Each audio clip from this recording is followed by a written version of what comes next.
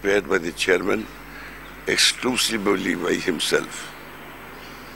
This report is not based on facts. The role of the chairman, he did not behave as per the norms of the functioning of a chairman of a joint parliamentary committee. His only intention was to divide the JPC and to make a report which will serve the political interest of the political party that he belongs to. So what are your main objections?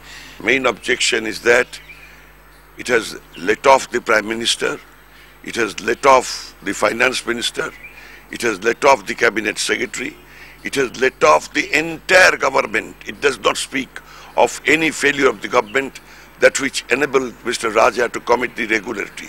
So are you saying that the Prime Minister was in the know but did not step in? Prime Minister had the knowledge of what was going on. He had turned a Nelson eye because he never wanted to antagonize a partner of the government, because he believed if he does it, then the boat may be rocked and government may collapse.